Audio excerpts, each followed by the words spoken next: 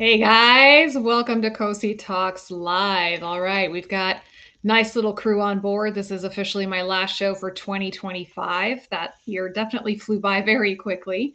And we are busy behind the scenes getting ready for 2026. Lots of new stuff coming and really excited. So I just want to give a shout out to my folks who are here with me this evening. Let's see, we got Mark coming in from Colorado Springs with water in his cup tonight. We got Scott coming in from West Virginia with root beer zero. Emily from Central PA with her French vanilla coffee. We got Pop 19, Pop, with a sparkling ice orange, zero sugar, cut with H2O. We've got Morgan coming in with Quad Cities, just water as usual. Hey there, Morgan. Big man from a small town. I love that handle, man. Coming in for Donna with her husband's account, drinking coffee in Wyoming. There we go. That explains it, Donna. We got Tom coming in from Canada. Tom, you must be cold because it's cold here in Florida, so I can't imagine up north with you. We've got Stephen from Michigan, another cold place right there, listening in, saying Merry Christmas to everyone. Susan is with Marshall, and he wouldn't miss the show. Well, I'm glad to have you both here. We got Bill coming in from Arizona with water in his jug, and Richard coming in from Texas with his Pellegrino, and Pastor Dave is in the house. This year has indeed flown by. It really has. We've had lots of activity this year on the Cosi Talk show, both on the set and behind the scenes, and super excited. I realize that my microphone is not plugged in. Let me see if I can rectify that situation. Hopefully you guys can hear me out better. Let's see. Richard's bragging about a 73-degree weather right there. Colder in Florida than what it is where you are. We got Thomas joining in on the Instagram channel, as well as Rosie and Becca as well. So guys, oh, Becca, nice to see you. Very nice to see you. All right, guys. So it's interesting. Usually on my last show of the year, I do a Christmas Carol concert. And unfortunately, just due to for unforeseen circumstances, in the past couple of weeks, I was not able to put that together. Had some small family emergency that I had to take care of, but everything is okay. But unfortunately, we were not able to do the Christmas Carol concert tonight, and I do miss doing that. So hopefully, you guys will be around, sticking around with me for another year. As we continue, and next year I will bring back that Christmas Carol concert. Bill is asking, where is Pickles? Pickles, I think, is becoming the new mascot of the show. Bob is in hiding right now. I don't have Bob with me. Pickles is around. Pickles is around. So those of you who have been watching the show, you know that along with my 4 children, my dog, my 6 chickens, well, the cat adopted us. I mean, let's face it, that's usually what happens in our household. The animal adopts my family. So we have this kitten who has been making several appearances on the show, uninvited, I might add. But I think he is somewhere in the living room right now wreaking havoc with my dog. So we're just going to let them do their thing over there. For those of you who are joining me for the first time, welcome. My name is Cosi Belloso. I'm a physical therapist here in Tampa, Florida. It's not hot and sticky. It's definitely nice and cold. I get to bust out my once a year sweater here. I've been a PT now for a little over 23 years, and my passion is working with the amputee and limb loss community. So guys, we are getting ready. January 4th, guys. January 4th, I turn 8 years old. The Cosi Talk show turns 8 years old. It is the anniversary of opening my private practice, Palanca, here in Tampa. And it's also the anniversary of when I started my breast cancer journey with my first surgery, first of many surgeries and chemotherapy. So January 4th is a special day. And so, I will still be on Christmas break at that point with my family. But we will be starting off the new year, and I'll be announcing my new sponsors. We have some old faces coming back, which I am so happy about because it gives me the chance to continue to build relationships with these companies that I've been with for several years now and have been supporting the show. And we have 2 new faces coming on the show with some really, really exciting things for the amputee community. So Emily says, I must have missed the concert of the years. I don't remember it. I'm sorry you weren't able to do it this year. Yeah, so Emily, a little known fact, I play violin. I'm actually a semi-professional violinist, and if you've ever heard me play, you'll understand why I chose to go into healthcare. But no, I've been accompanied in previous years by one of my dearest childhood friends, Colleen, and she's a professional violist. And actually, another dear friend of mine, also from my teenage years, her name is Suzanne, who happens to be a below the knee amputee herself and is an amazing professional cellist. The three of us, you can find it on the YouTube. If you go on the YouTube channel, you can find the previous years of Christmas Carol concerts. So I am a little sad that we won't be able to do that, but we got Mervyn coming in saying Merry Christmas from Northern Ireland. Mervyn, thank you so much for joining us from across the pond. I appreciate that. All right, we got Chuck on board. We got Tina chiming in from West Virginia. We've got Kenny Jones on board. Those of you who are new to the show and you don't know, part of your hazing ritual is you got to let me know, give me a shout out, who you are, where you're from, and what is in your mug this evening. So let's see, going back to our Instagram channel, we got Charles joining on board as well. So guys, just as a reminder, I am broadcasting to Facebook, Instagram, and YouTube. So we're going to finish out the year classic Cosi Talk style. I've got a nice list full of questions here. I do have some exciting news with the end of year survey. Guys, how many of you got my email? And I'm looking around for the link so I can post it. How many of you received my email for the end of year survey? Show of hands. Show of hands. That is another very popular Cosi Talks tradition. Okay. I have a survey that I put out at the end of every year, and I'm getting the link for it right now because I want you guys to participate. There we go. Yes, Richard says yes. Hey there, Rick from Alabama. All right. That link I just posted, guys, and I'm going to be posting it several times this evening. Every year for several years now, I've done an end of year survey because I have no other imagination. That's what we're going to call it. Okay, this end of year survey is going to have questions on it that my sponsors have contributed and questions that I have contributed. Okay, and the reason is because this show is for you guys, right? This show is for you guys. I want to make it as best as I can for you. Morgan, you did not. Are you signed up for my email? If you're signed up for my email or if you're signed up for my text messages, you have already received the link. I just posted it up there. Emily says she got it and filled it out. Thank you very much. So guys, this is the feedback that I need from you guys. And this is also feedback that my sponsors want from you guys. Like, this is a part of what they get for sponsoring the show is they get to ask you their questions. And believe it or not, they really take your feedback to heart. You guys have provided some wonderful feedback over the years about the show, about the sponsors that you see on the show, about products, about things like that. We really take this information to heart. And we really appreciate when you guys take the time to answer the questions, and especially the ones that have fill in the blank kind of thing, asking your thoughts on certain things. My sponsors really take this seriously, really put a lot of thought into how they ask you these questions, because they get 2 questions each, and then I ask some questions myself. So again, guys, please, and, go through, fill out the survey. There's the link for it. Again, I'll post it several times throughout the night. And I am sweetening the pot with a giveaway, a raffle giveaway. So my sponsors have all contributed to this raffle, and I'm going to be contributing a couple of goodies myself. It's a nice raffle box. Like, it's a nice box full of goodies in there. So I always like to do it this time of year, because who doesn't want to get like a nice raffle box full of good stuff at Christmas time, right? So make sure you've put your email at the end of the survey, because that's how I will contact you if you won the raffle. Okay. You're not signed up, but you will not, yes, Morgan, please do so. And again, there's the link right there. If you want to right click and save that link, I'll be posting it throughout my social media. So we're going to leave this open for a couple of days. And next week, right before Christmas, I will announce the winner. So guys, if you can, please fill out. So that's our public service announcement, our housekeeping for the evening. Let's get to the good stuff with the questions, shall we? All right, we got Liz here. She sent in this question through email. She's a below the knee amputee for 10 years. She says, no problems. She says, when caring for my mom in hospice, I developed a fungal infection at the end of my residual leg. It cracks and bleeds. I stay off it, treat it with ketoconazole cream, and it gets better only to recur. I think it's in the liner too. I've tried silver nitrate, silver alginate, medical honey, etc. to get it healed. Okay, so guys, anything that has to do with your skin, I'm a stickler for this, right? I'm a real big stickler for taking care of the skin.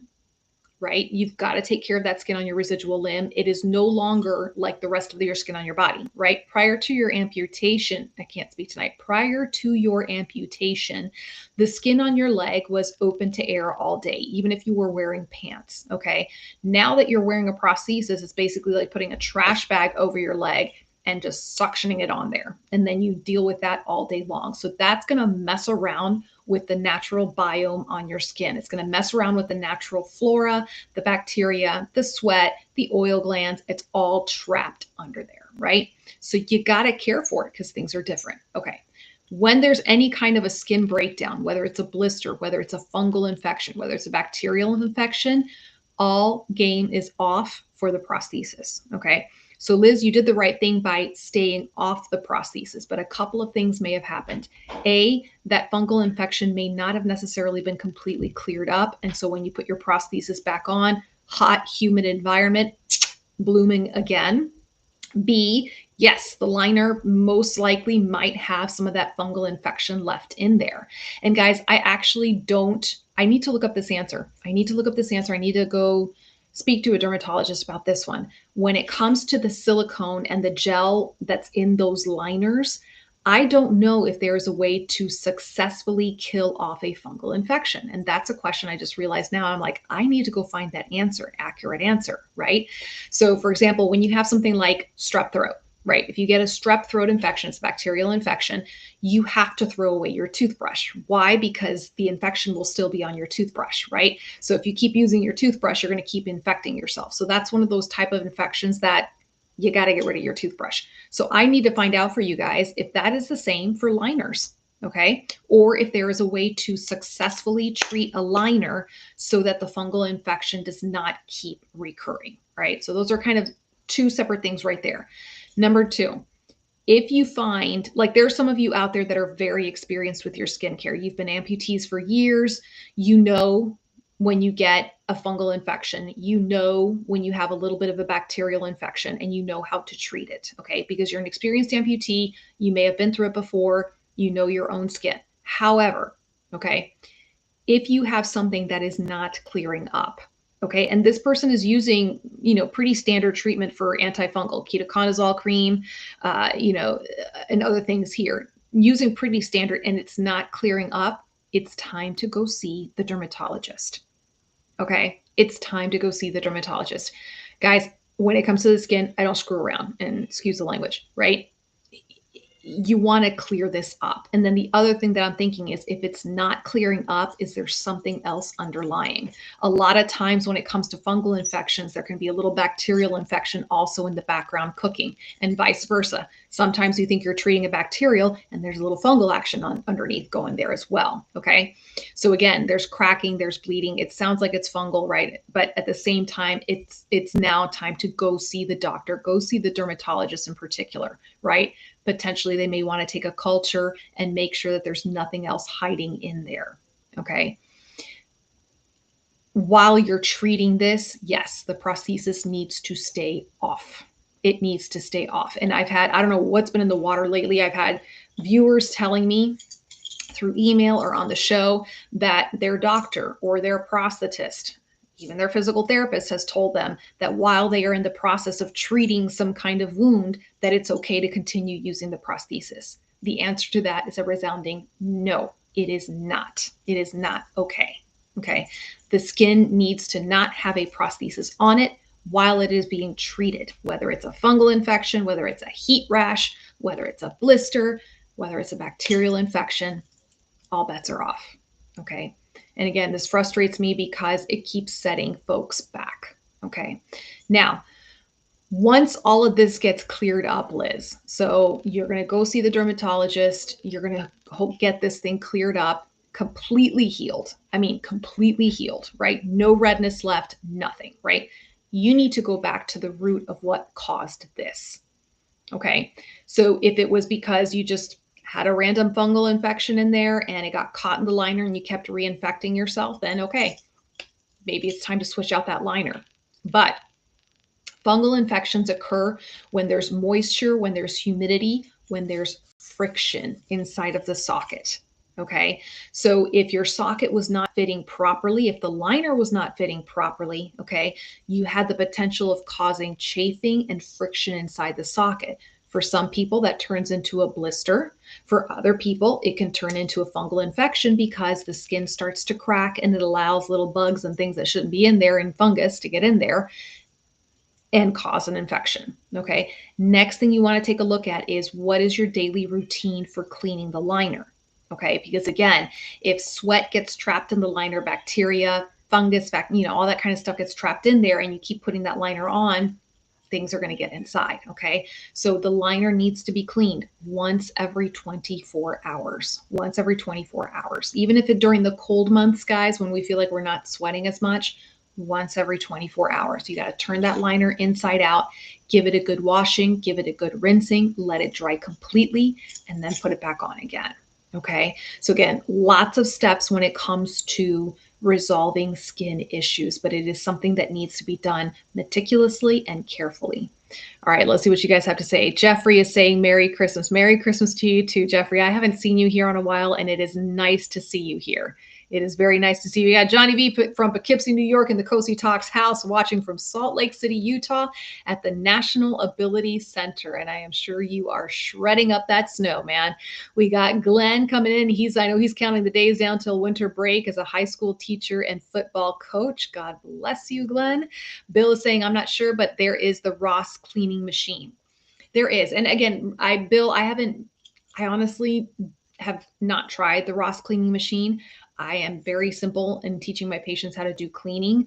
I personally, I love the Vital Fit skincare line to use for also cleaning the liner they have in their cleanser. I think it's actually really great because it works beautifully on your skin. It can clean the liner really nicely without aggravating the integrity of the liner. Okay. So, I'm kind of old school in my methods of cleaning. There were a couple of products out there on the market that unfortunately are not available anymore that were really great at controlling sweat in the socket. Not there anymore. But hopefully in the new year, we're going to be seeing some new things for skincare coming on the Cosi Talk Show. We're just going to leave that mystery there. Okay, Van Gregory says, also ask if gel liner material is made with antimicrobial, antifungal material. Yeah, so a lot of these will have, some of these might have like a silver treatment to it. Some of the liners will have the silver treatment in it as well. But again, the question I need to ask, and this is something I need to go find out from a dermatologist, is if there's a fungal infection present, is there a way to successfully clean? Oh, I think, Bill, that maybe that's what you were referring to with the Ross cleaning machine. I don't know enough about the Ross cleaning machine, so I need to learn more about that. But if there is a way to successfully disinfect a silicone or gel liner so that you can continue to wear it even after a fungal infection. So that's a question I need an answer to myself. Okay, let's see. Emily says, I got casted for my KFO on October 23rd and it still hasn't come in. Is this normal? I'm getting impatient. Emily, that does kind of seem like a long time. Again, every clinic is different. There are some clinics that they can get things turned around in 48 hours. There's some clinics that take a really long time. I'm afraid I don't have an answer for you on that one, darling. But yeah, October 23rd, that kind of does seem like a long time to be waiting for a brace. That does kind of seem like a long time. Let's see what else. All right. So we got Pam jumping on board. We've got Mark Edwards jumping on board. Nice to see you there, Mark. I hope you're enjoying retirement there. We got Pam on board, Suji as well. Harsh. Hey, man. How you doing? All right. Let's see. Whew. Okay. Harsh is coming in from Richmond, Virginia. So Jeffrey has the Ross. I'll have to take a look at this Ross cleaner. Okay, thank you, Bill. I appreciate that. All right, guys, posting the link again. I'm going to be posting this link throughout the evening. This is the link to my end of year survey. Again, please fill this out very thoughtfully. My sponsors contribute questions. I contribute questions to this survey. We really take this information to heart as to how we can improve the show and bring you the information that you want to see in the coming year. And then, just to sweeten the pot, we've got a nice grab bag raffle. So make sure you put your email down at the end of the survey to be entered into that raffle.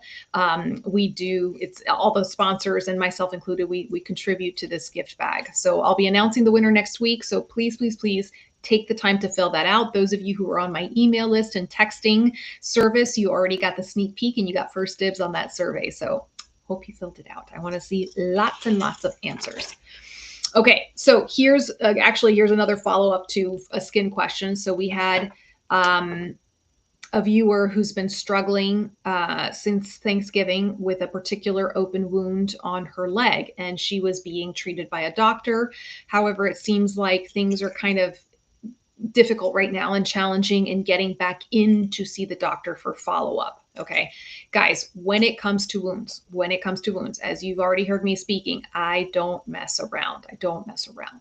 Okay, things that would require a potential emergency room visit. Okay, if your open wound, whether it's a blister, whether it's an abrasion, all of a sudden gets very red, very inflamed. Okay, if you have a fever, if there's any drainage that's smelly coming out of that wound. Okay, I know my viewers struggling right now to get in to see the follow-up for the doctor, and it's a long time. So again, she needs to continue to work with her prosthetist to keep an eye on this wound. But if the wound changes, right, those are the big things. If the wound starts to change, if you start to have a lot of pain, a lot of swelling, a lot of redness with the wound, okay, obviously things seeping out, the wound opening up, okay, a foul odor coming from it. If you start to get a fever, those are indications that you need to do, at the very, very least, an urgent care visit and possibly potentially an emergency room visit, because those infections can kind of turn on a dime. So again, it's important to get in to see the doctor, have them treat this wound, okay? And yeah, there are some places that I'm understanding where the doctor will not have a visit until a month out, okay? And a month is too long, in my opinion. It's too long, okay? Those are the times that you call the doctor every morning and say, hi, I'm looking for a cancellation. I have a wound that is potentially infected.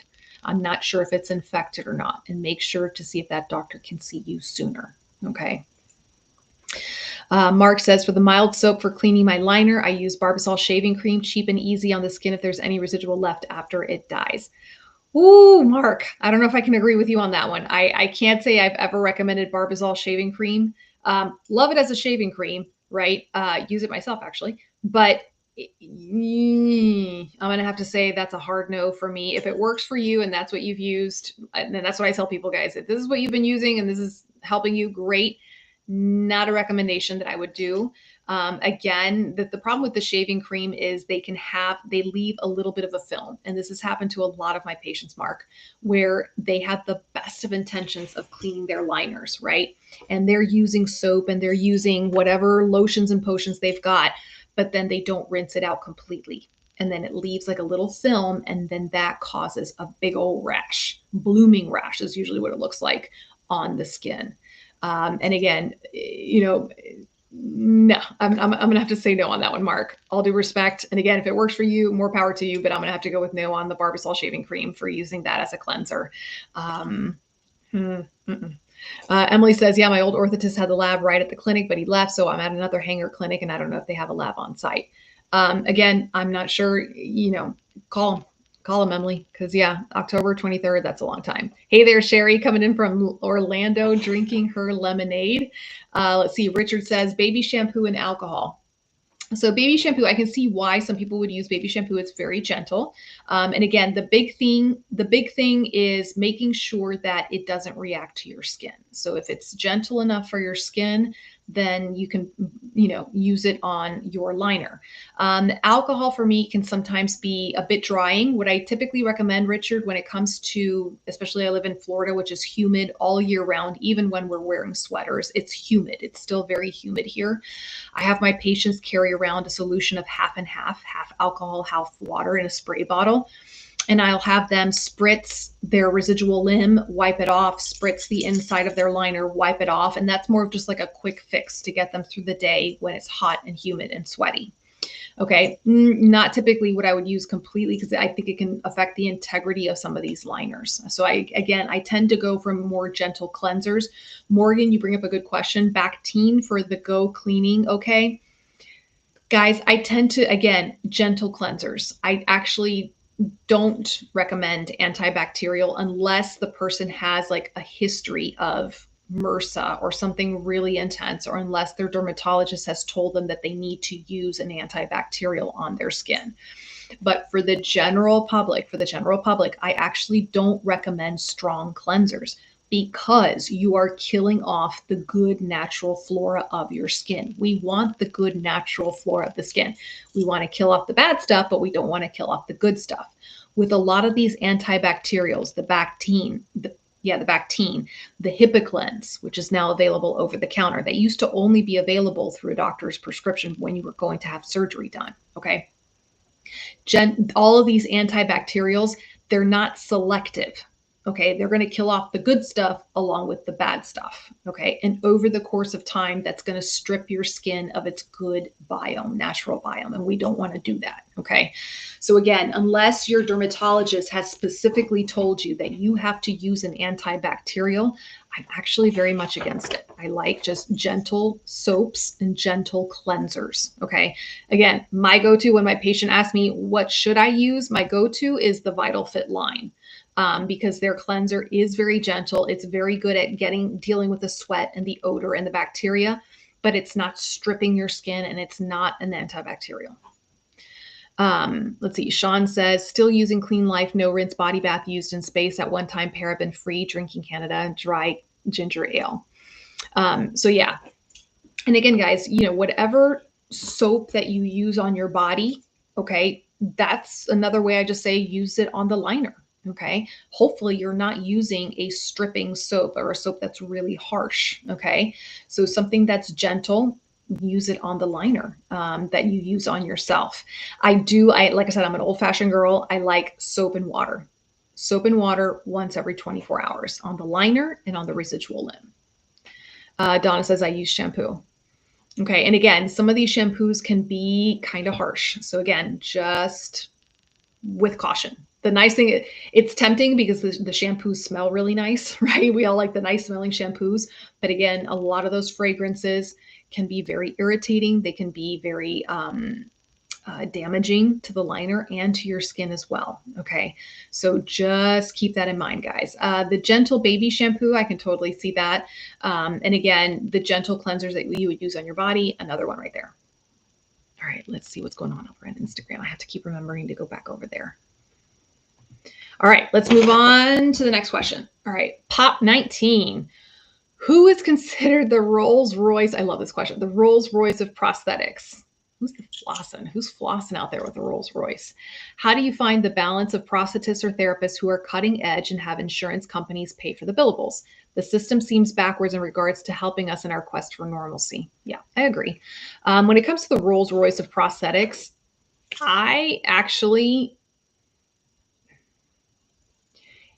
it's more of the smaller companies. I definitely gravitate towards whenever I have my go-to people here in the Tampa Bay area, and my top two favorite prosthetists that I will not name on the show, but they are people that belong to a private clinic. They are not part of a larger corporation clinic. Do I work with people, prosthetists in larger corporation clinics? Yeah. And are there good ones there? Absolutely. Absolutely. But when it comes to, who are considered the Rolls Royce of prosthetics, it really goes to the individual. It goes to the individual clinician. And one of the things I love about the show is I've really gotten a chance to know so many people across the United States. I now have some wonderful contacts, even internationally, that I've gotten to know through the show. And I've had a chance to even connect some of you all in your towns with some of these clinicians that I know of. We have quite a few throughout the country, I wouldn't say there's number one that stands out, because all of them operate just a little bit differently. All of them operate just a little bit differently. And I know it sounds like kind of like a cop-out answer, but it really is the truth. If there were one company that I was just like, oh man, this company is the shiznit, this is the one you want to go. No, there isn't just one company that I can think of that provides like the Rolls Royce of prosthetic care. It really boils down to the personal relationships that I've formed with a lot of these clinics and that have supported the show, and that I've seen firsthand how they treat their patients. Those are the ones that I call the Rolls Royce. Those are the ones that I call the Rolls Royce. We've got Shirley coming in from Arizona, watching with my cats on my lap. The second part of your question, Pop 19, is how do you find the balance of prosthetists and therapists who are cutting edge and have insurance companies pay for the billables?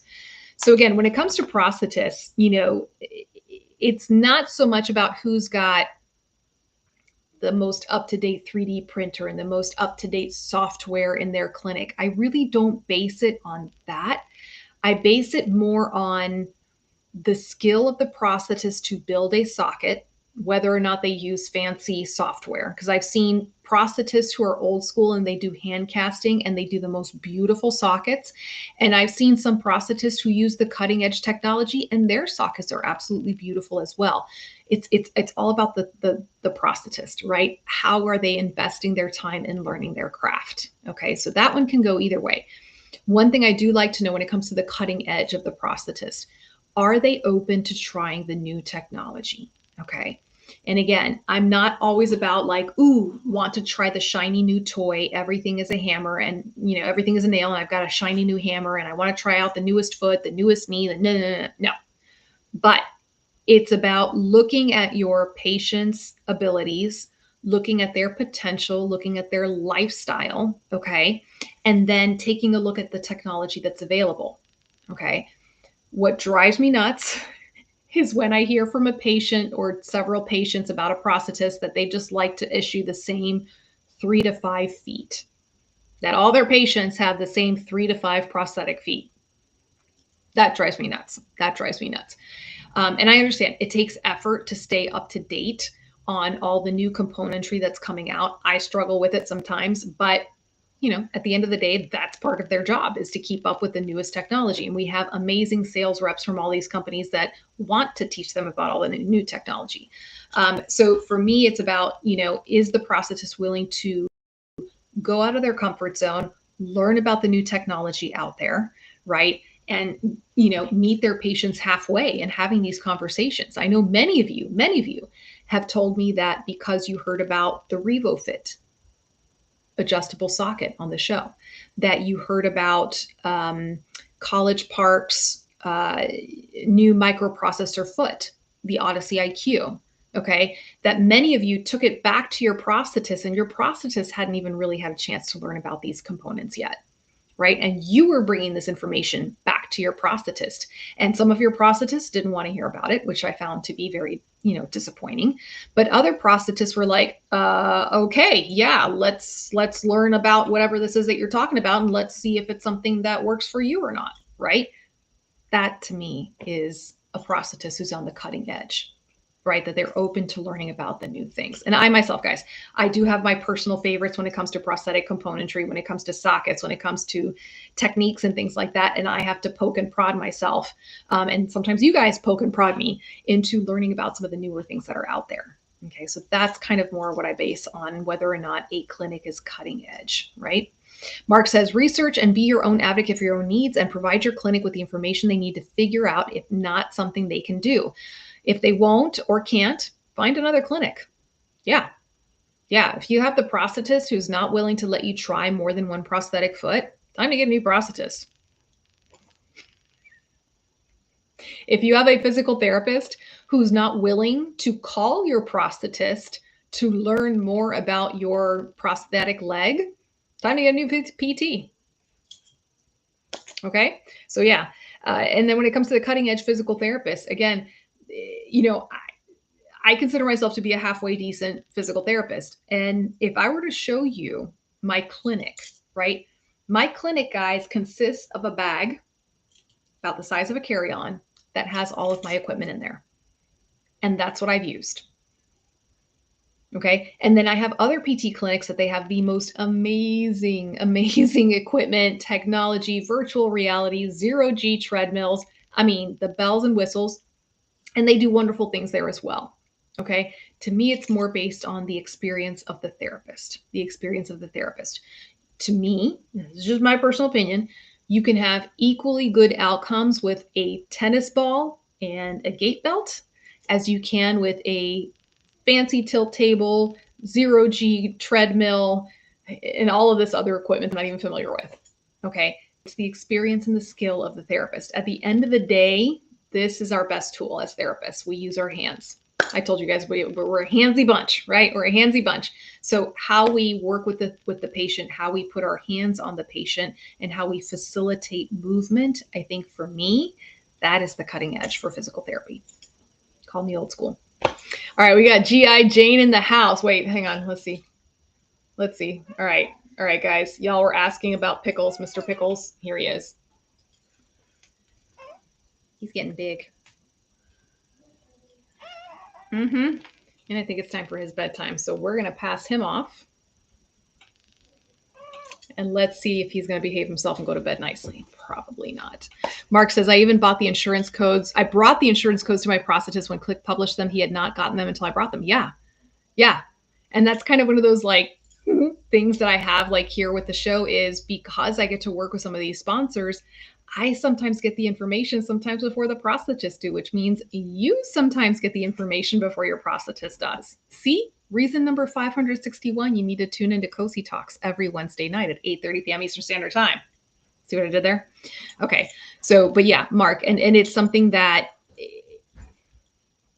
when I first started the show, I have to say, I underestimated my viewers. And that was a big mistake on my part.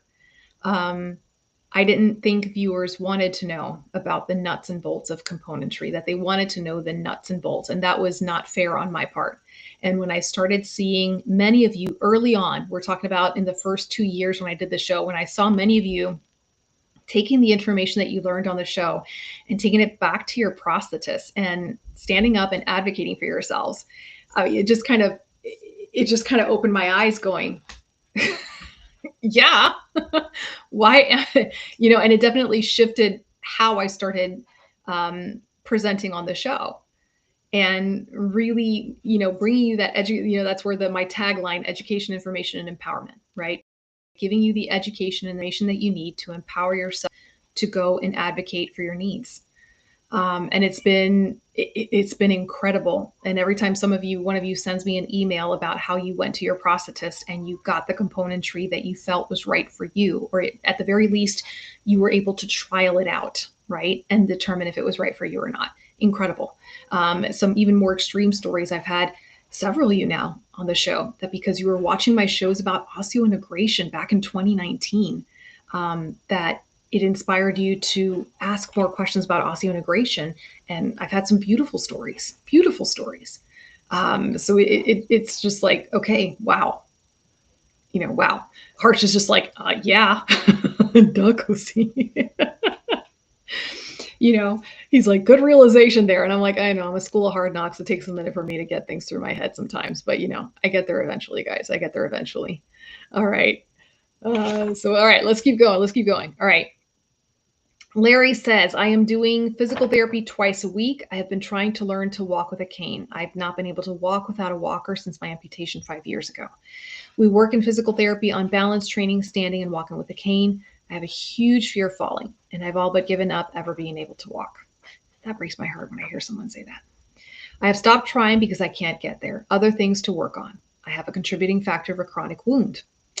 I'm on my second provider in 5 years, and I got my physical therapist believes my leg is too loose, and my prosthetist is saying after 3 wound issues, he doesn't want things tighter, though in other patients, he would make a new leg. If I put socks on where I'm stable, I can feel pressure in the area. I've all but given up ever walking with a cane or unassisted and have withdrawn from my family and friends. How do I resolve the dispute between the two, meaning the physical therapist and the prosthetist?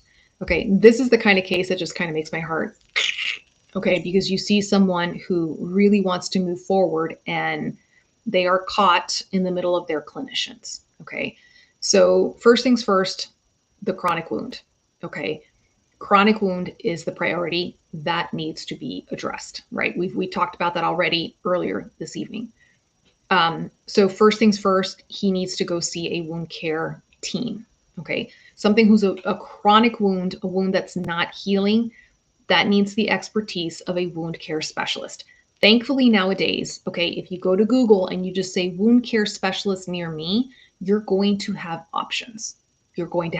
So first things first, the prosthesis needs to come off, okay, he needs to go to a wound care specialist and get that thing treated and get that thing healed right away. Now, it may mean, depending, it may mean that the physical therapy needs to be put on hold. And I don't like saying that. Two reasons. Number one, the wound needs to be addressed first, okay? And it may limit what can be done in physical therapy. And the only reason I say to put the physical therapy on hold is because insurance is going to limit the amount of visits you have. So if it's going to do that, you kind of want to save those visits for when the wound is healed and you can get back into the socket, okay? That's not how I practice in my practice, right? But I understand that the majority of people are operating under the constraints of insurance, right? Now, once that wound is healed, okay, I think you need to find a new prosthetist. And I'm being very bold this evening. Maybe it's because it's the last last show for 2025, and I'm just going to put it all out there. But if you have a chronic wound and your prosthetist has not already sent you to a wound care specialist, that's a huge red flag for me. Huge. And I'm also curious to know, why hasn't the physical therapist sent you to the wound care specialist? Okay. But especially the prosthetist in this case, because if it sounds like the physical therapist perhaps is not as experienced working with amputees, they should still know that if a person has a chronic wound, they need to go see the wound care specialist. And again, maybe they are, and maybe that was not included in this question, but I can only go based on what the person emailed me. Okay. And then the fact that they keep allowing the person, there's Mr. Pickles, that they keep allowing the person to wear a prosthesis even though they have a chronic wound. Again, big red flag. Okay. Now here in the question, in the comment, it said that the prosthetist does not want to wants to keep the leg loose because of the chronic wound. Okay. That's actually the opposite. Okay. If the socket is loose and you have a chronic wound, you're actually creating movement and friction and shearing in that socket, which means it's going to make the wound stay chronic and potentially worse. So there's a lot of stuff here that is not jiving. Okay, so I think at this point, it's safe to say, get that chronic wound taken care of, go to a wound care specialist, get a prosthetist, another prosthetist. Get another prosthetist. Enough is enough. Get another prosthetist. With regards to the physical therapist, Larry mentioned that the physical therapist wants to work and wants to learn more about amputee care. And that's a step in the right direction. Okay. But, this is obviously someone who wants to walk, is putting in the work and the effort. And the team members that are supposed to be supporting him right now are not jiving. So again, wound care first. Get yourself a new prosthetist. So yeah, I'm like, let's see. Ham Sandwich is saying, who was the guy that asked about moving from a walker to a cane after 5 years? Was that on Facebook or Instagram? Maybe it was this one. I don't know. Harsh says, today I shared with all I met in Sportable Holiday Annual Event about Cosi. Thank you so much, Harsh. Harsh, you've been with me since the beginning. You've been with me for all 8 years. You've been with me since the beginning. You're part of the OG Cosi Talks Cool Kids crew. Let's see. 19 Pop says, same for me in shorter duration. Walker to wheelchair, just had vestibular therapy prescribed for balance proprioception. Fingers crossed it gets approved. Okay. No, if you have something vestibular that's going on, then vestibular therapists are amazing with working with the inner ear, and it's amazing what they can do there. All right. Jim in Ohio asks, I received my first computer knee several weeks ago after a year on a mechanical leg. I also got a new carbon fiber socket with the new computer knee. I also got my first blister, which turned out to be bad enough that I had to keep the socket off for several days. My question is, and you've probably already answered this many times before, is it because the socket is too large or too small that gives me blisters? Man, today it is skincare night on Cosi Talk Show. Jim, it can actually be both, okay? If the socket is too loose, then you're going to have movement in the socket, and that's causing friction and shearing and movement in the socket, and that's going to open up a blister. If it is too tight, same thing can happen. Same thing can happen because you're trying to move and it's going to like get that friction.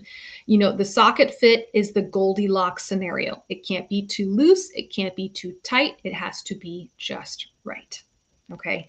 And again, Jim, another couple things here. The fact that you're moving from a mechanical knee to a computerized knee. Okay. Those knees work differently. Okay. And the mechanics that you use to operate your mechanical knee is a little different than when you use your computerized knee. Okay.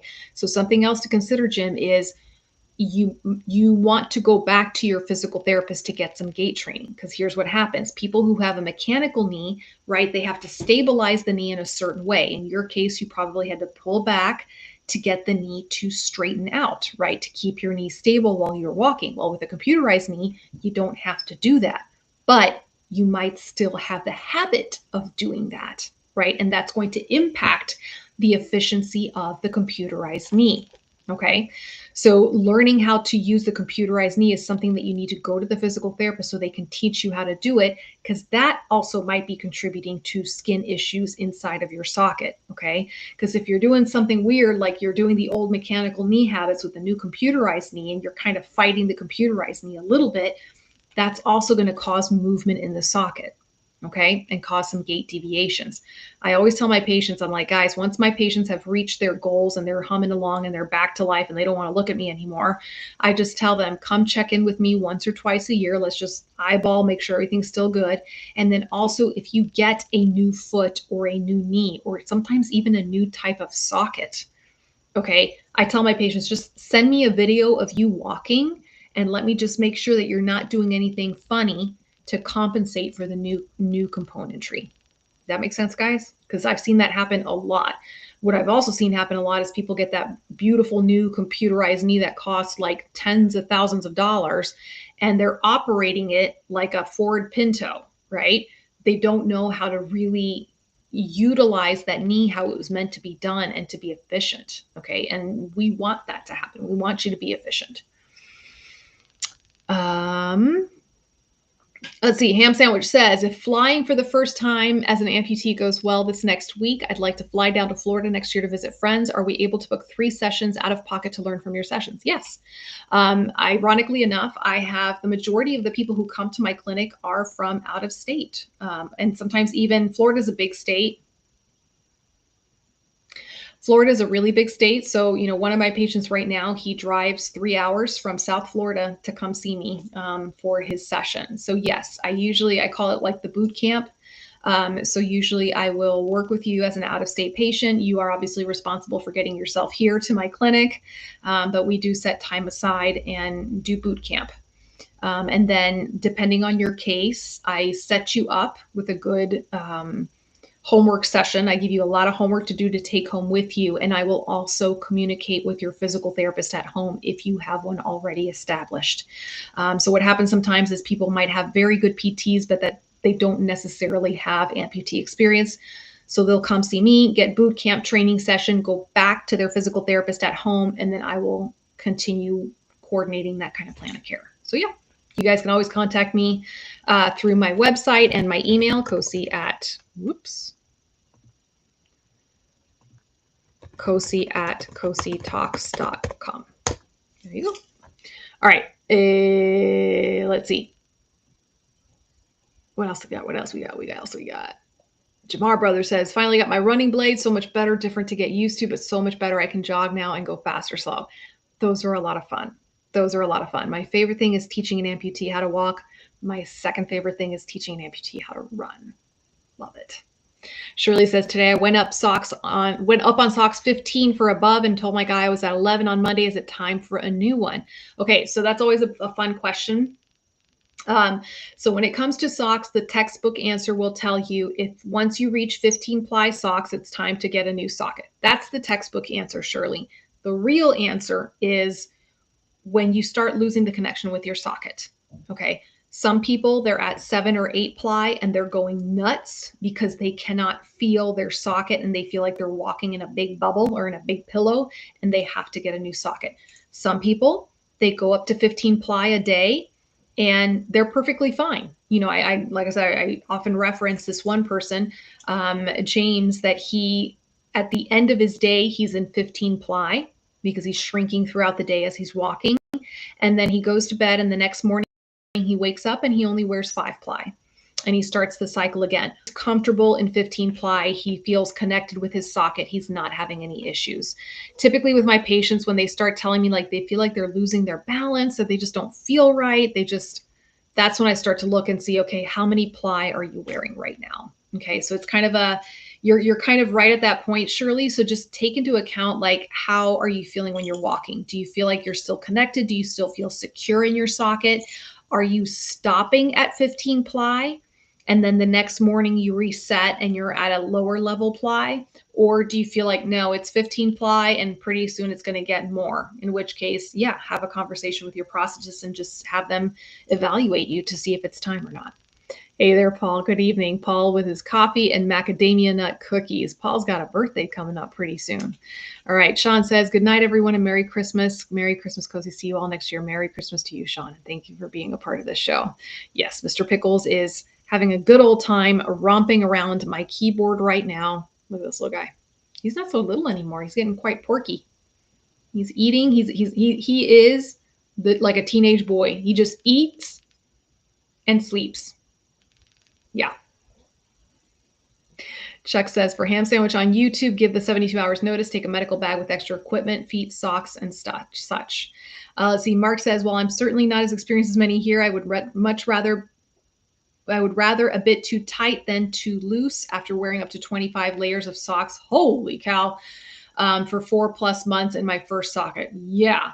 I mean, again, and I know I sound like a broken record, there's problems with too tight. The biggest problem I see when people come in and they're like being strangled by their socket too tight, and again, this is like an extreme too tight, they start getting their phantom pain firing off. So when someone comes in and sees me and they're like, man, my phantom pain is just like through the roof, and they have their socket on, I try to stick my fingers in the socket, and if I can't get even a fingernail in there, then it's just like, I think I see why maybe your phantom pain might be firing off. And it really is a delicate balance. Again, I love the Click Medical adjustable socket because you can really just fine tune the fit of your socket. And I think it's way more nuanced than just socks, because with the socks, you're limited to like 1 ply. Well, 1 ply sock is still pretty decent thickness, right? So I like the Click Medical because you can really kind of fine tune that fit and get it just right. But yeah, the socket should be snug. That's the best way to describe it. It should be snug on your leg. Paul says, an amputee I happen to know quite well just earned his brown belt in judo. Kudos. Nice work, Kevin. All right, let's see. RevoFit has been the best answer for me. Yeah, it really is a fantastic piece of equipment. Speaking of which, Mark, here's your question. I know this is not general question of normal, but if your patients have the RevoFit, how often are you seeing them having to replace the lacing? I've had mine since May of 24, and I just had to replace the lacing for the 5th time. Woo! So this is the 6th set in 19 months. I just had my prosthetic guy give me the kits, and I fix it myself, so not a huge deal, but wondering others' experience. Thank you as always for your time and expertise. So yeah, it's, I've had some people that they have to replace their laces quite often, and some people, they go quite a long time without having to replace their sockets. I think a large part of it is the activity of the patient. And I know, Mark, you are wicked active, so I'm willing to bet that that is it. That being said, Mark, the company that makes the RevoFit, the Click Medical, they longtime sponsors of the show, they have a fantastic customer service. So if you feel like, wait a second, why is it that I'm having to constantly replace it? There's something else. If your prosthetist is telling you it's because you're incredibly active and that's just part of the wear and tear, that's your answer, right? At the end of the day, it is equipment. It needs to be replaced. However, if your prosthetist is kind of scratching his head going, why are your laces always breaking? Contact the company. They're really wonderful about responding. And if you have any issues, contact the company, let me know, and I'm happy to help you make that connection as well. They've always been, really wonderful with my patients and my viewers alike in responding back. Let's see. Val says, I'm ham sandwich on YouTube. Val, I have a hard time sometimes keeping up with all your different names there. He said, I got TSA, CARES, and Delta all prepped 14 days ahead of time with full wheelchair assistance, going with small carry-on size bag with extra sleeves, socks, and extra foot, also taking my walker. I think that's a very, very smart idea to do that. And again, I think with all the holidays and all the traveling that people do and the madness and the chaos, I think the best thing that you can do to ensure the smoothest possible travel, especially through TSA, is just get there with plenty of time. Plenty of time. I obviously don't have to travel with a prosthesis, but I travel with 4 children and sometimes by myself. And the best gift I think you can give yourself when you are expecting delays in your travel, whether it's because of TSA with your amputation, prosthesis, or whether because you have four crazy, wonderful kids, is just giving yourself a lot of time. A lot of time, especially if you know you're in an airport that is not efficient. Thankfully, Tampa, we have actually a really amazing airport that's incredibly efficient and friendly. But I used to live in Miami, which is no bueno, no bueno. So you had to get there way ahead of time. Okay. I think I have answered the questions, but I'm not letting you guys get away just yet. Hang on. Okay. Here is my end of year survey. End of year survey, guys. Please, please, please, please, please, please, as a Christmas present to me. I am asking for a Christmas present. Yes, I am tacky like that. I'm going to ask for a Christmas present. I'm also posting it on YouTube or on Instagram. Please fill out this survey. It's my end of year annual Cosi Talk survey.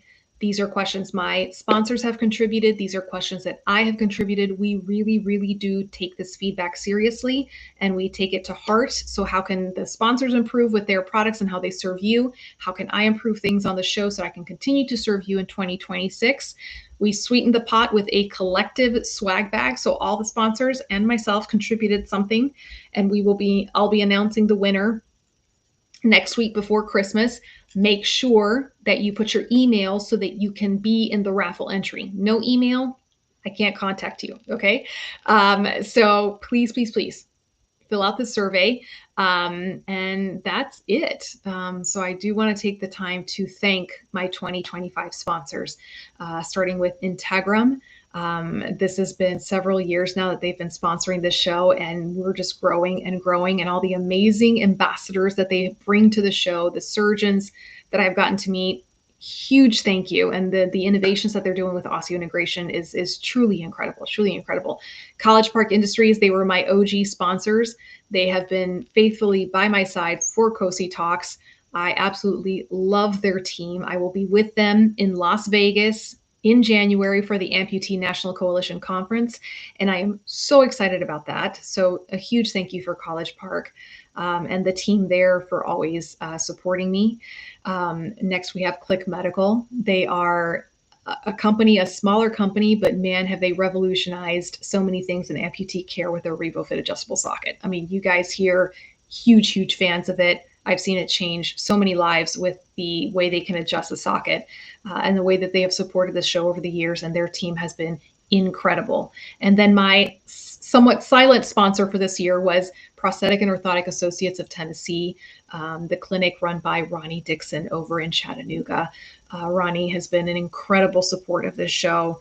And doesn't like to get credit, because he's very humble, but I'm going to give and shout him out big time. He is an incredible prosthetist, incredible human being. And I can't say enough how much I've appreciated his support over the years.